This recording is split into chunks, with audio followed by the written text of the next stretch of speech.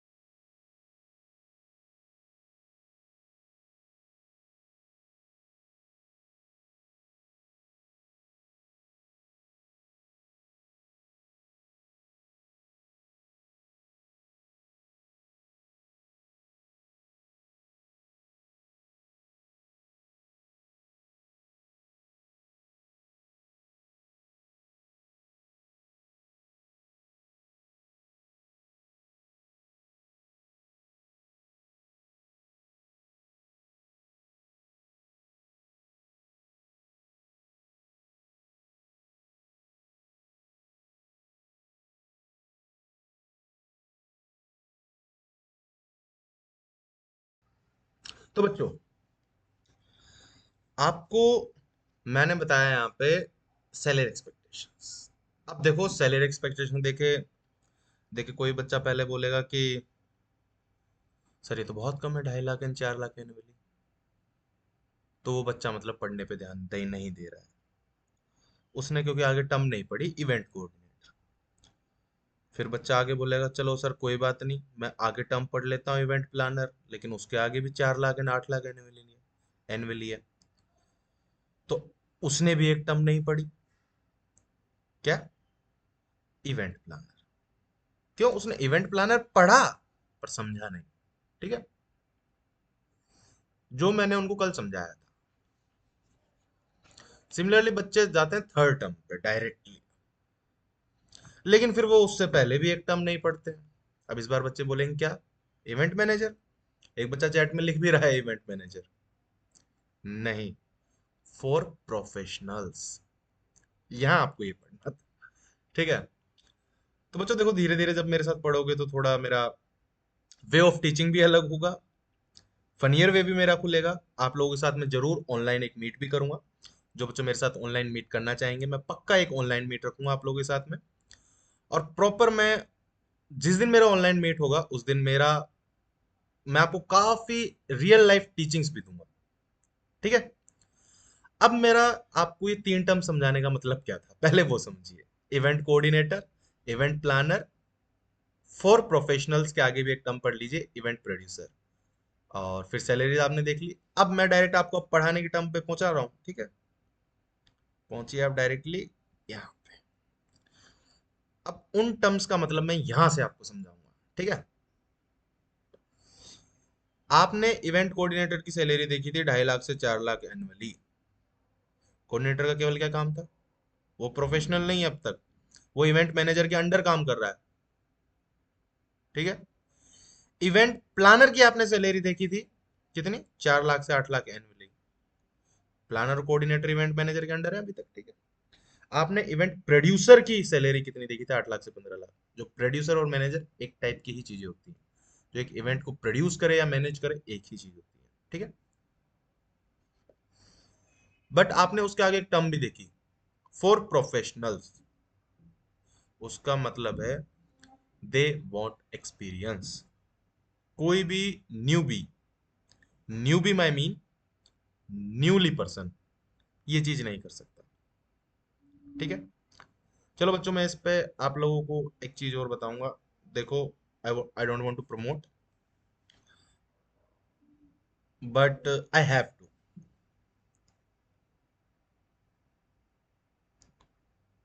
आज आप लोग, वैसे भी 3 दिन हो गए तो आप लोग इतना पढ़ने के मूड में नहीं होंगे। तो बच्चों, एक चीज मैं आपको दिखाऊंगा।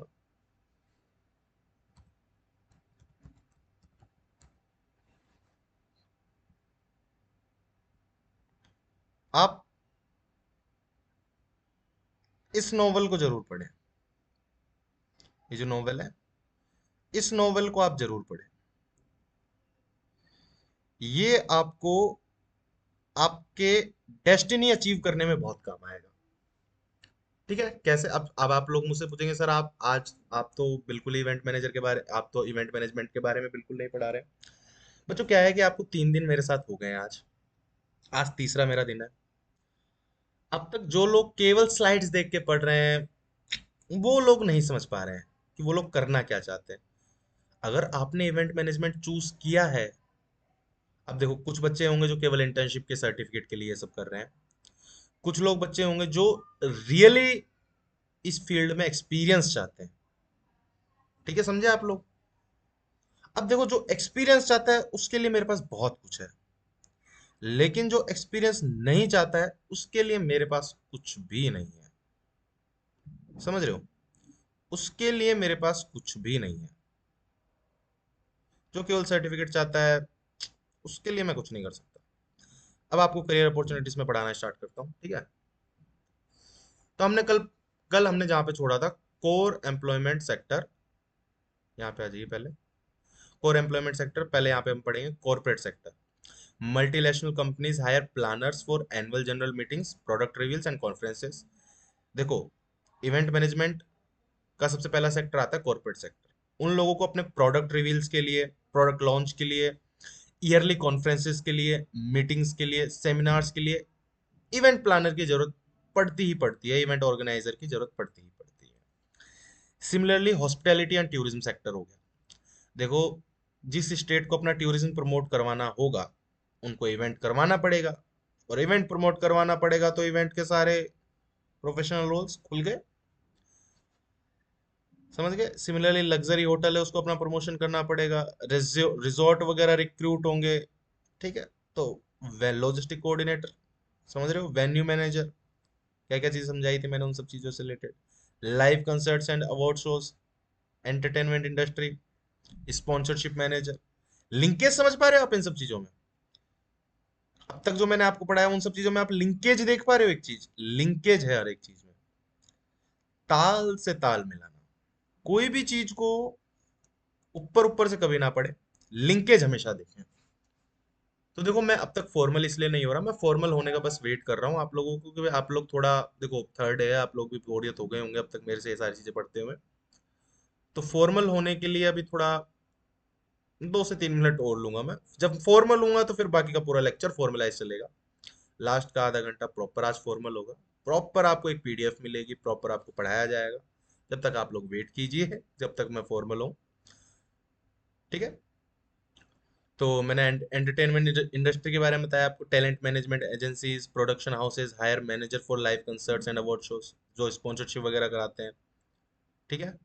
स्पोर्ट्स इंडस्ट्री, जो स्पोर्ट्स बोर्ड्स होती हैं, लीग एम्प्लॉय ऑपरेशंस होते हैं, वो स्पेशलिस्ट को हायर करती है किन चीजों के लिए? लॉजिस्टिक, क्योंकि स्टेडियम के लॉजिस्टिक्स बहुत ज्यादा होते हैं, ठीक है। नॉन प्रॉफिट ऑर्गेनाइजेशन, ये मैं आपको बहुत अच्छे से समझाऊंगा, ठीक है। बेटा, जो नॉन प्रॉफिट ऑर्गेनाइजेशन होते हैं ना, वो चैरिटी और फंड रेजिंग के लिए सबसे ज्यादा होते हैं। NGO and foundation use professionals to design high yield charity galas and award marches. इसका मतलब क्या होता है? मैंने मैराथन करवाया, मैंने बाइसिकल मैराथन करवाया, बाइसिकल रेस वगैरह करवाई, या कोई एथलेटिक फेस्ट वगैरह करवा दिया, कोई अवार्ड सेरेमनी करवा दी, ये सब चीजें मैं करवा रहा हूँ, तो मेरा मेन पॉइंट क्या होगा उन सब चीजों को करवाने के लिए?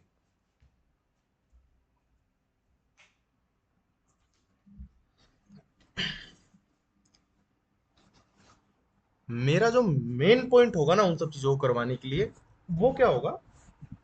अगर नॉन प्रॉफिट के लिए मैं करवा रहा हूँ, चैरिटी, समझ रहे हो? चैरिटी मतलब, चैरिटी और जो फंड रेज मैंने आपको बताया था, मैं वो नॉन प्रॉफिट के लिए कर रहा हूँ। और नॉन प्रॉफिट का मेन रीजन ही यही है कि मैं जिस जितना भी पैसा उसे जनरेट हो रहा है उसको चैरिटी कर दे रहा हूँ, बस फंड रेज कर रहा हूँ।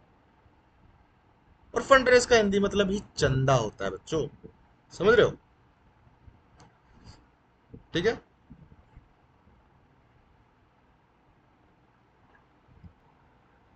चलो अब सारे बच्चे सीरियस हो जाओ, और थोड़ा मैं आपको अपनी पर्सनल एक स्लाइड की तरफ लेके चलता हूँ। वो स्लाइड मैं आपको दिखाता हूँ और उसमें आपको कुछ अच्छी चीज समझाता हूँ। जैसे कोर एम्प्लॉयमेंट सेक्टर हमने वहां देखे, अब यहाँ पे देखो आप, corporate sector, multinational corporations hire planner for AGMs. AGM का मतलब क्या होता है? Annual general meeting, product reveals and conferences. अब इन इन चारों चीजों में मैं आपको एक एक चीज हाईलाइट करवा रहा हूँ, वो हाईलाइट करते जाइए हाथों हाथ अपने साथ भी, ठीक है? सब पहली चीज में क्या होगा? Higher planners. सेकंड चीज देखिए, hospitality hospitality and tourism, luxury hotels, resort and destination agencies recruit event specialist, ठीक है, फॉर वेडिंग्स एंड ऑल, ठीक है। थर्ड पे आ जाइए, entertainment and media, talent agencies and production houses hire managers for live tours and awards, ठीक है। मैंने किन वर्ड्स पे फोकस किया अभी तक? Planner, specialist, event specialist, manager. Sports boards and NGOs, sports leagues and charitable foundations employ logistic specialist for mega events. अब देखो इन चारों चीजों का मतलब मैं बताता हूँ। एक कॉर्पोरेट सेक्टर की नीड क्या होती है कि उसकी जब कॉन्फ्रेंसेस वगैरह हो, तो एक कॉन्फ्रेंसेस प्रॉपर एक स्टैटिक वे में हो, एक प्रोफेशनल वे में हो। तो उसमें सबसे ज्यादा चीज की नीड किस चीज की है? एक प्लान की जरूरत होती है वहां पे। ये एक पूरी प्लानिंग विप्लान्ड वे में हो वो चीज, ठीक है। तो वहां नीड किसकी है? प्लानर की। एक हॉस्पिटैलिटी और टूरिज्म में किस चीज की जरूरत होती है? अगर आप किसी शादी, किसी डेस्टिनेशन वेडिंग पे करते हो, तो देखो शादी ऐसा फंक्शन होता है जो सेलिब्रेट करने के लिए किया जाता है, ठीक है। तो उसके लिए एक स्पेशलिस्ट की, जो इवेंट को स्पेशल बना सके, जिसमें उसका एक्सपीरियंस हो, उस आदमी को हायर किया जाता है। सिमिलरली जो एंटरटेनमेंट इवेंट्स होते हैं ना, जो मीडिया इवेंट्स वगैरह होते हैं, अब वो बड़े इवेंट्स होते हैं, तो उसमें क्या होता है? टिकट सेल्स वगैरह भी होंगे, प्रमोशन भी होंगे, मार्केटिंग भी होगी, तो उसमें मैनेजर, इवेंट मैनेजर को हायर किया जाएगा, जो सारी चीजें देखेगा, ठीक है। बाकी चीजों में केवल एक प्रोफेशनल रोल्स काम आ रहे हैं, लेकिन कुछ चीजों में पूरे पूरे रोल्स काम आ रहे हैं, ठीक है। स्पोर्ट बोर्ड्स एंड एनजीओस, अब इसमें कि सबसे ज्यादा मेन काम क्या होगा? जैसे स्पोर्ट्स में पूरा स्टेडियम होगा जिसमें एक लॉजिस्टिक आपको देखना पड़ेगा, ठीक है। तो वहां कौन काम आएगा? आपके लॉजिस्टिक स्पेशलिस्ट। समझे मेरी सारी टर्म? ठीक है, आपको मैं इसको और ब्रॉड पॉइंट ऑफ व्यू में दिखा देता हूँ।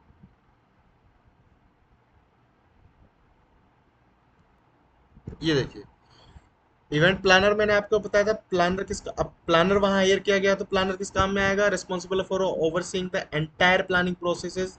This role involves creating a detailed plan, coordinating with vendors, ensuring everything is on track. इसका मतलब क्या है? कि इवेंट प्लानर का जो रोल है, उसका मेन काम क्या है? कि वो प्लान बनाए, वेंडर्स के साथ कोऑर्डिनेशन कोऑर्डिनेशन बनाए। वेंडर्स क्या होते हैं?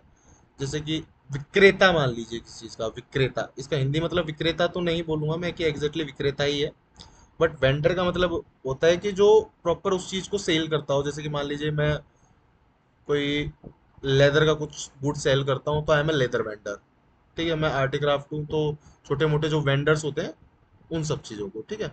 ensuring everything was on track, इसका मतलब होता है हर चीज सही रास्ते पर होना।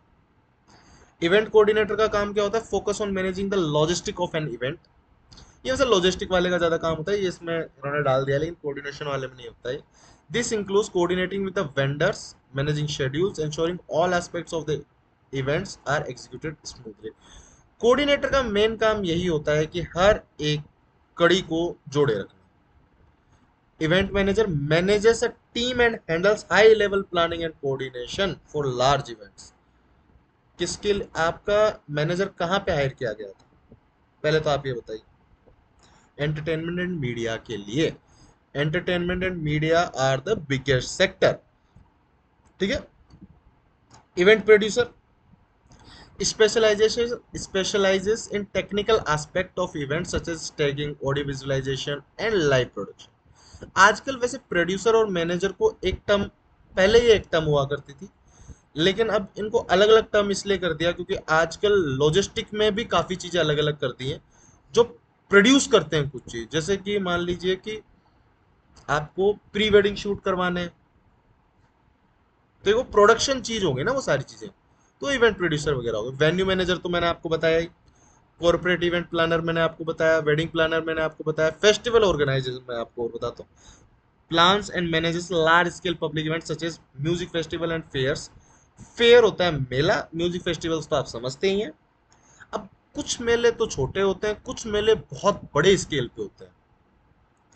अब मैक्सिमम आप देखें तो मेले ज्यादातर गवर्नमेंट एंटिटीज के अंदर ही होते हैं, वही उन सब चीज़ों को ऑर्गेनाइज करवाती है, वही उन सब चीज़ों को ध्यान रखती है। बट मैक्सिमम ये चीज़ें, जो बात है, कई बार गवर्नमेंट भी खुद से नहीं करती है, वो अरेंज करती है वो सब चीज़ें, ठीक है। अब आती है स्किल्स गेन।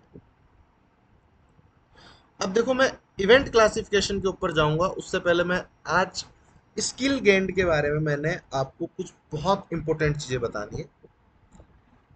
उससे पहले पहले मैं आपको स्किल गेन यहाँ समझाऊंगा, फिर मेरी एक पर्सनल पीडीएफ है, मैं आपको पीडीएफ पे लेके जाऊंगा, ठीक है।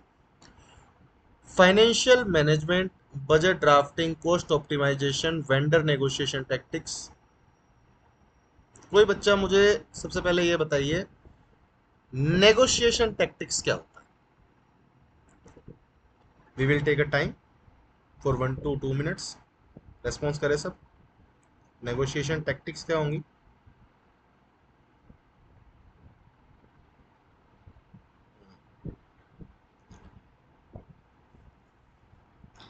देखो, जो नेगोशिएशन टैक्टिक्स होती है ना, उसका मतलब ये होता है, देखो हर एक इवेंट का एक बजट फिक्स होता है, लेकिन हर एक चीज को करवाने के लिए कुछ पैसा तो लगता है। अब आप कि जैसे इवेंट मैनेजर या इवेंट करवाने वाले मार्केट में और भी हैं, लेकिन if you have a good coordination with and skills और एक्सपीरियंस विथ अनदर वेंडर्स। मेरे कहने का मतलब, अगर आपको एक्सपीरियंस है, आप उस फील्ड में हैं, आपका काम बड़ा है, और जो काम दूसरा 100 रुपए में करवा सकता है, आप उसको 80 में करवा सकते हैं, उसको बोलते हैं नेगोशिएशन टैक्टिक्स। वो 20 रुपीज आपका बेनिफिट ही होगा, समझ गए। कॉस्ट ऑप्टिमाइजेशन बताएगा कोई? चलो, हर चीज मुझे ही बतानी पड़ रही है तो फिर मैं ही बता देता हूँ, फिर पढ़ाने में वो मजा नहीं है। अगर हर चीज मैं फिर ऐसे ही पढ़ाता रहा तो फिर ठीक है, चलो फिर मैं कोई बच्चा अगर इंटरेस्ट नहीं लेता है तो मैं बताता हूँ इसमें। कॉस्ट ऑप्टिमाइजेशन का मतलब होता है कि आप हर एक चीज का प्रॉपर एक बजट बनाएं, उसकी प्राइस क्या होंगी, उनसे क्या क्या फायदे होंगे, अगर उसमें कुछ नेगोशिएशन होंगी तो वो होंगी, क्या बजट है, जो क्लाइंट का बजट क्या है, आप उसको किस कॉस्ट में करवा रहे हैं, ठीक है।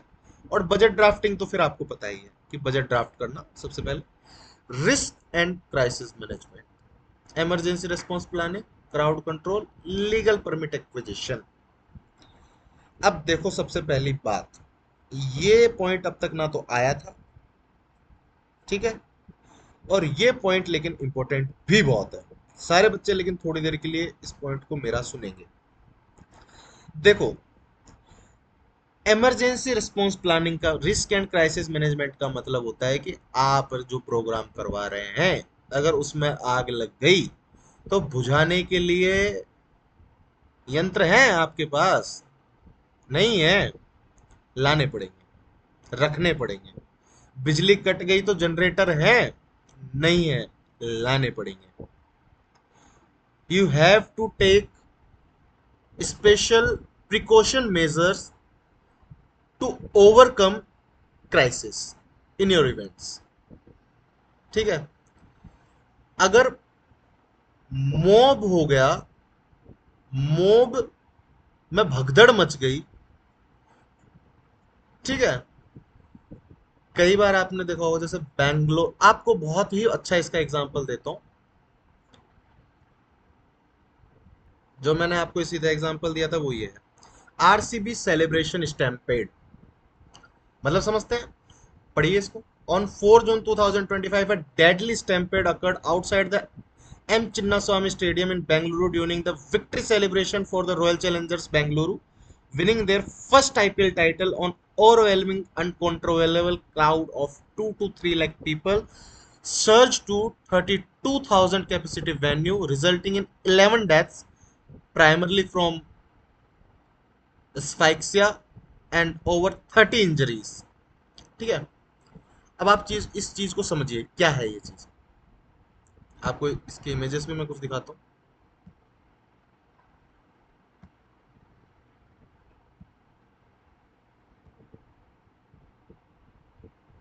ठीक है? अपने इमेजेस देख लिए अब इनके। देखो, ज्यादा चीजें मैं दिखा भी नहीं सकता, कॉपीराइट इश्यूज भी होते हैं। अब मैं आपको बताता हूँ, जो मैंने आपको एग्जांपल बताया था रिस्क एंड क्राइसिस मैनेजमेंट का, आपने सबसे तगड़ा एग्जांपल देखा है आपने, बेंगलुरु ने जब पहली बार अपना अवार्ड जीता, 18 साल बाद आईपीएल जीता यार आरसीबी ने, जो बात है। ऑल्सो आरसीबी मेरी फेवरेट टीम तो नहीं है, बट ठीक है, 18 सालों बाद जीता, बहुत बड़ी बात। लेकिन 32,000 की सीटिंग कैपेसिटी का वेन्यू, पढ़ा आपने ये? आपने अगर किसी बच्चे ने अगर ढंग से पढ़ा है तो ये देखिए,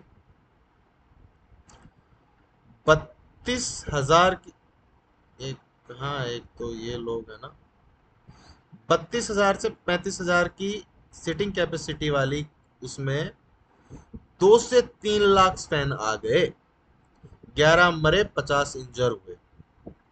समझ रहे हो आप लोग? ये बहुत ही बड़ा स्टैम्पेड है, भगदड़ मचना। इसका मतलब क्या है, समझ रहे हो आप लोग? कि आपके पास क्राउड कंट्रोल होना चाहिए, जिससे आप क्राइसिस को ओवरकम कर सको। मैंने क्या लाइन बोली थी? You have to overcome from this type of situation. ये रिस्क होता है। अगर गलती से कहीं स्पार्क हो जाए, आग लग जाए, तो आग बुझाने के लिए आपके पास फायर एक्सटिंग्विशर्स होने चाहिए। और आपको जैसे, अब बेंगलुरु में जब उन्होंने वो अपना सेलिब्रेशन विक्ट्री सेलिब्रेट की थी, तो they have to take some legal permit from a Bengaluru government, sorry, हाँ yes yes, from a Bengaluru government. वो even they have to take that permit. Legal permit लेना हमेशा जरूरी होता है। कोई भी इवेंट करने से पहले मल्टीपल टाइप की परमिशंस होती हैं। इलेक्ट्रिसिटी की परमिशंस होती हैं, सेफ्टी मेजर परमिशंस होती हैं, इमरजेंसी रिस्पॉन्स परमिशंस होती, काफी टाइप की परमिशंस होती हैं जो आपको लेनी पड़ती हैं। ठीक है? ये सब चीजें आगे और भी डिटेल में आएंगी, क्योंकि ये सब चीजें अभी हैं, आपको केवल मैं ऊपर ऊपर से ये सारी चीजें बता रहा हूँ, लेकिन जो चीजें हैं वो बता रहा हूँ मैं आपको। ठीक है? Public relation, media handling, celebrity coordination and cross cultural communication, बहुत ही इजी चीज है। पब्लिक रिलेशन का मतलब क्या आता है? कोई भी इवेंट अगर आप करवा रहे हैं, उसमें मल्टीपल सेलिब्रिटीज अगर कोई आ रहे हैं, तो कोई भी आपसी रंजिश, डिसएग्रीमेंट और आर्ग्यूमेंट अकर ना हो। जो मीडिया है, उसको प्रॉपरली हैंडल किया जाए। ठीक है?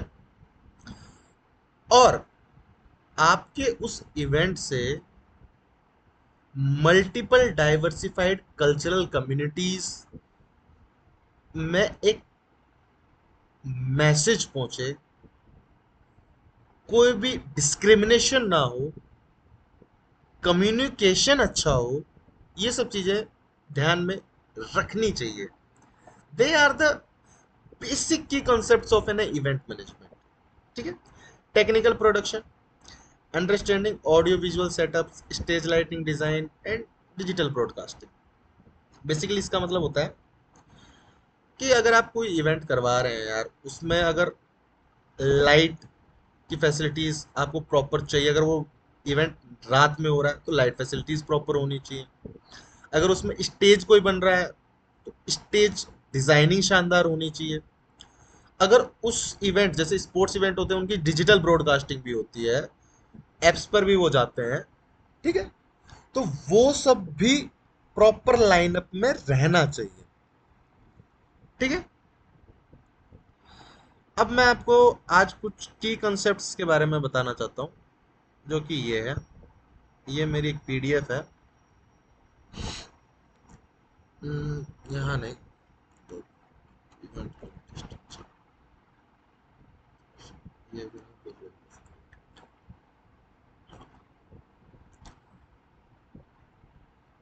ये मैंने कल आपको 4 चीजें बताई थी।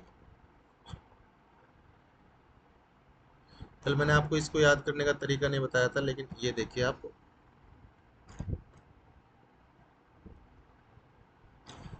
Objective should be smart always.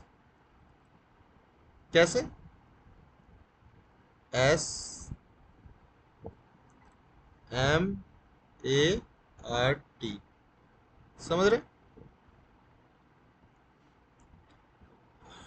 ये मैंने कल आपको समझाया था कि specific specific to the particular event and key aspect, express objective in numbers and quantities, ensure all the team members know agree and objective, realistic object that organizing team can realistically achieve, set a clear time scale for achievement। ये कल मैंने आपको बताया था। इसका मतलब क्या है? कल तो मैं आपको इतना नहीं समझा पाया था, लेकिन आज क्या है, आज मैं आपको बताता हूँ। Specific to the particular event and key aspects. जो उस इवेंट का की कॉन्सेप्ट है वो स्पेसिफिक होना चाहिए। समझ रहे हैं आप? Wait for a second.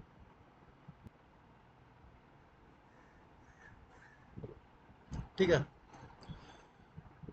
Express objective in numbers and quantities. अब जो भी आपकी क्राउड हो उसका एक फिक्स, जैसे 32,000 से 35,000 में नंबर्स थे तो वो पता होना चाहिए, क्वांटिटीज पता होनी चाहिए, प्रॉपर मेजरेबल में होनी चाहिए।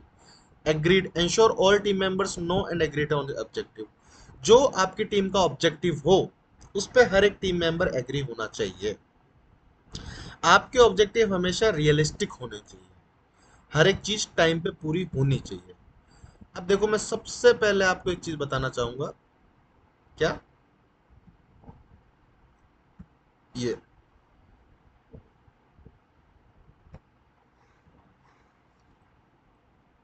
अरे यार, कलर चेंज नहीं हुआ, एक सेकंड क्लियर रखो।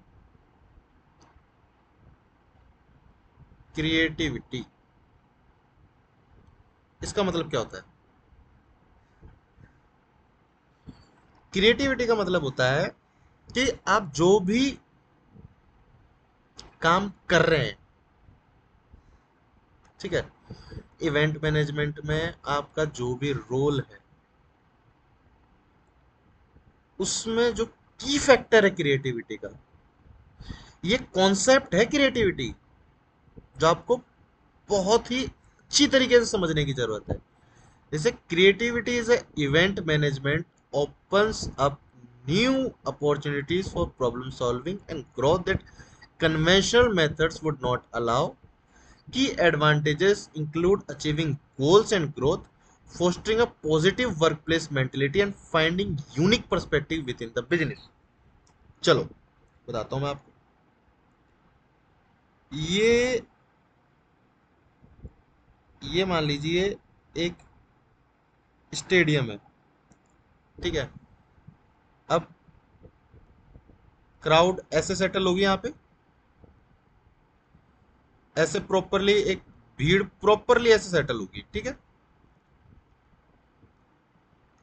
ये मैं जस्ट आपको एग्जांपल दे रहा हूँ अब, ठीक है। अब लेकिन ऐसा मान लीजिए कि यहाँ पे और भीड़ है, यहाँ पे बहुत सारी और भीड़ है।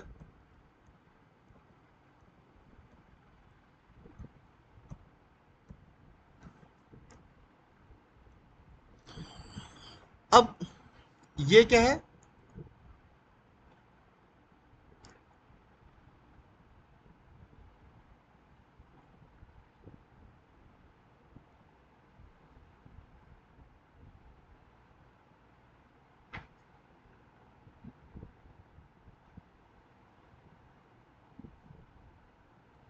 ये क्या है, एक्स्ट्रा। जितना भी है ये क्या है, एक्स्ट्रा। अब ये इसमें फिट नहीं हो सकता, कैपेसिटी इसकी इतनी ही है, बट क्योंकि वी आर क्रिएटिव एंड हमें अपनी यहाँ पे क्रिएटिविटी दिखानी है, तो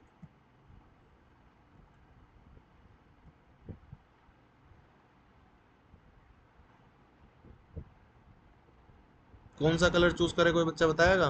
ब्लैक कर ले चूज, चलो ब्लैक कर लेते हैं। तो इन दोनों को मिला के, इस सिचुएशन को मिला के, ठीक है,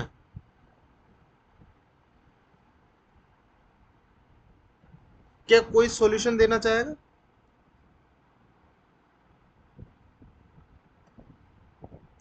कोई सॉल्यूशन देगा मुझे कि क्या सॉल्यूशन है इस चीज का? देखो बच्चों, इस चीज का सॉल्यूशन है कि हमको क्या करना पड़ेगा,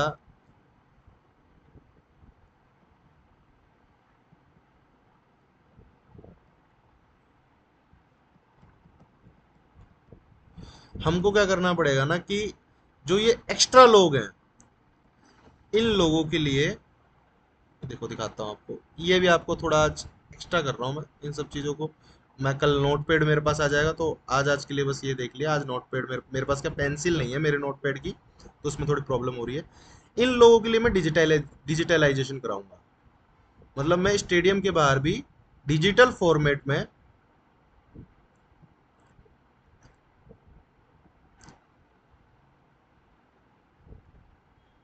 screen,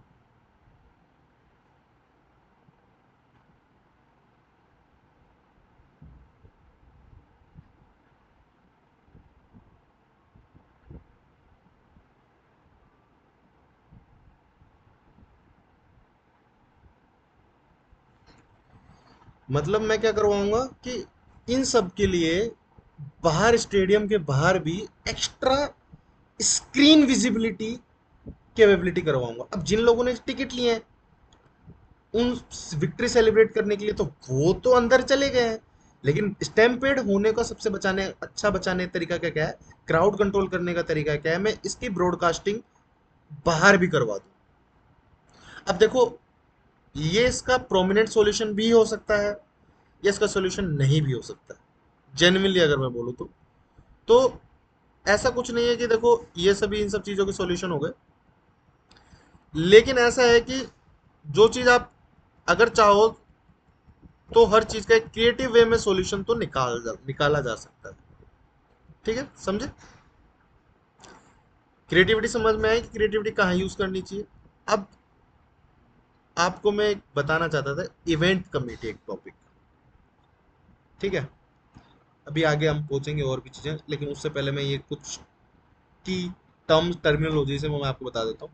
the events committee is created with the purpose to plan, develop and administer community recreational cultural events within a budgetary guidelines approved annually by council and to provide advice on short term issues and long term planning। इसका मतलब क्या होता है? इसका मतलब ये होता है कि जो हर इवेंट्स की एक कमिटी बनाई जाती है। मान लीजिए कोई कम्युनिटी है, उस कम्युनिटी में कोई फेस्टिवल या कुछ प्रोग्राम हमेशा से एक फिक्स समय पर सेलिब्रेट किया जाता है, तो मैं उसके लिए काउंसिल बना दूंगा जो हमेशा उस टाइम पे उस को सेलिब्रेट करने के लिए तत्पर रहेगा और बजट वगैरह पूरा काम मतलब वही देखेंगे, उसको बोलते हैं हम एक इवेंट कमेटी। जैसे कॉलेज में एक इवेंट इवेंट कमेटी होती है, टेक फेस्ट कमेटी होती है, तो वो सब चीजें इसमें, इसको ऐसे समझ लीजिए आप, कॉलेज एग्जांपल से देखिए, फेस्ट,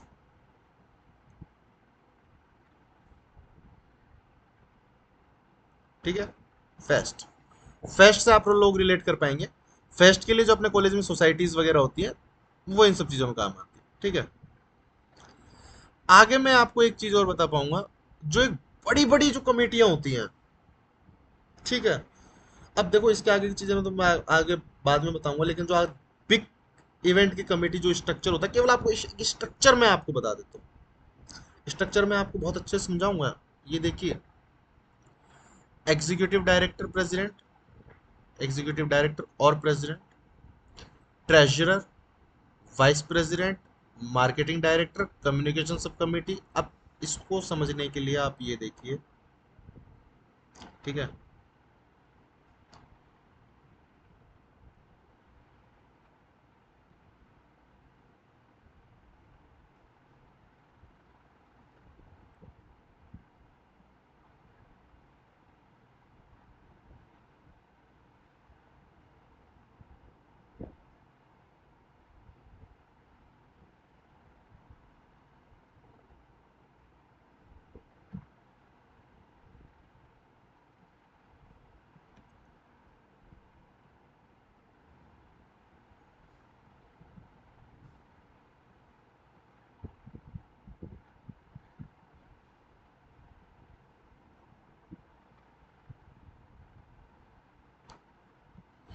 आपको मैंने यहाँ दो मॉडल समझाया।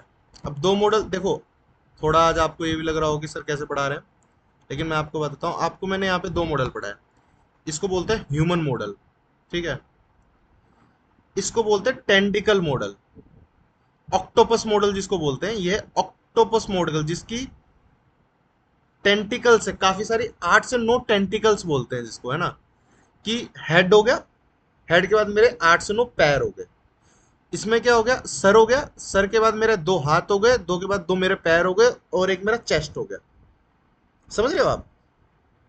अब ये चीजें आपको मैंने समझाई, लेकिन ये कैसे काम आएंगी, अब वो चीज समझिए। एग्जीक्यूटिव डायरेक्टर और प्रेसिडेंट हेड है, ट्रेजरर हार्ट है, वाइस प्रेसिडेंट हैंड है, मार्केटिंग डायरेक्टर वगैरह मेरे पाम्स है, हथेलियां हैं, कम्युनिकेशन सब कमिटी मेरा, मेरे बाकी बाकी नीचे से मेरी लेग्स हैं, ये जो मेरे सब कमिटी, फाइनेंस सब कमिटी, ये सब मेरी लेग्स हो गई। ऑक्टोपस मॉडल से अगर इस चीज को समझे, तो एग्जीक्यूटिव डायरेक्टर हेड है, treasurer, vice president, marketing, communication सब कमिटी सारे उसके हैंड्स हैं। मतलब हमेशा एक हेड बॉडी होगी, बाकी सब उसकी सब बॉडी होगी, ठीक है, समझ रहे हैं आप? ये सब चीजें आपको देखने की बड़ी जरूरत है। अब इन सब चीजों के रोल्स क्या होते हैं, ये सब चीजें और कैसे कैसे काम आएंगी, अभी आपको बहुत चीजें, ये सब चीजें भी नीचे और भी बहुत है, तो ये सब चीजें मैं आपको पढ़ाऊंगा। सबसे पहले आपने जो जो आज आज देखा, हम उसको एक बार जाके देख लेते हैं, रिकॉल कर लेते हैं। स्किल गेन्स हमने देखी, क्या क्या हमने स्किल गेन करी, मैंने आपको क्रिएटिविटी बताई। आज हमने क्या क्या देखा, आपने कोर एम्प्लॉयमेंट सेक्टर देखे, की एम्प्लॉयमेंट फैक्टर्स देखे, क्रिएटिविटी के बारे में रोल देखा, एक बिग कमेटी का स्ट्रक्चर देखा आपने, आपको मैंने आरसीबी रैमपेड वो स्टैम्पेड के बारे में एग्जांपल दिया। तो ये सब चीजें मैंने आपको बताई। कल हम जाएंगे इवेंट क्लासिफिकेशन, और मेरे साथ पढ़ने में आपको बहुत मजा तो मुझे नहीं लगता आ रहा होगा, लेकिन अगर आ रहा है तो मैंने आप लोगों को एक बुक सजेस्ट करी थी, the Alchemist. This book can help you to find your destiny in the field in which you have interested. So read the book, and first read the PDF, create real life examples, and tell me about your doubts and anything about me. मेरे sessions अगर आपको interesting लगे तो सुने, देखें और review जरूर दें और बताएं जरूर। और लास्ट में सब्सक्राइब जरूर करके जाएं। लाइक शेयर आपकी मर्जी है, लेकिन सब्सक्राइब जरूर करके जाएं और बताएं जरूर हमें।